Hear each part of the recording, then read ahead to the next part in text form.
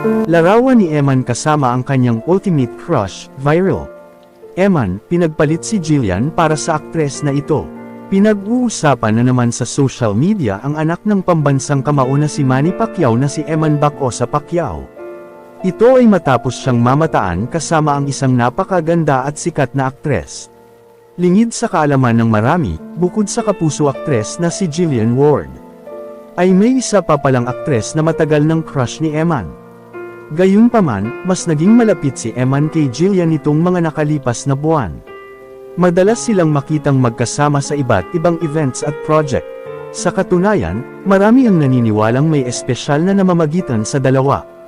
Dahil sa pagiging sweet at komportable nila sa isa't isa. Ngunit nitong mga nakalipas na araw, tila nagbago ang ihip ng hangin.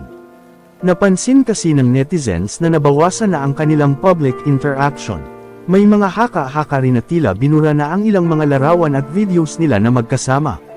Nalalo pang nagpalakas sa hinalang nagbago na ang kanilang closeness. May ilan pang nagsasabing tila nagkakalayo na ang dalawa, at posibleng nauwi na lamang sa pagkakaibigan ang kanilang samahan.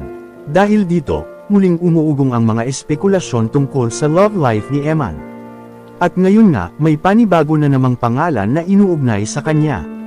Ito ay walang iba kundi ang kapamilya actress na si Andrea Brillantes. Viral ngayon ang larawan nina Eman at Andrea kung saan makikita silang magkasama sa isang event. Ayon sa ilang ulat, nagkataon lamang umano ang kanilang pagkikita at nagpa-picture si Eman. Dahil matagal na niya umanong crush ang aktres, ngunit hindi na napigilan ng netizens na magbigay ng kani-kanilang opinyon. Agad na kumalat ang usapan na baka si Andrea na ang bagong pinupuswan ni Eman. Lalo na't may mga hinalang tila na friendzone siya ni Jillian. Isang netizen ang nagsabing tila marami umanong crush si Eman at nagiging sad boy kapag hindi nasusuklian. May isa namang nagkumpara sa kanya sa kanyang ama na si Manny na mahilig din sa babae nung kabataan nito.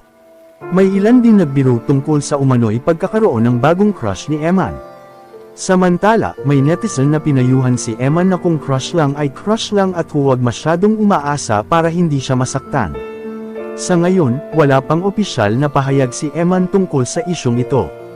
Gayunpaman, marami rin ang nagsasabing malabong mapansin ni Andrea si Eman dahil may sariling love life na si Andrea. Mukhang hindi rin umano type ni Andrea si Eman.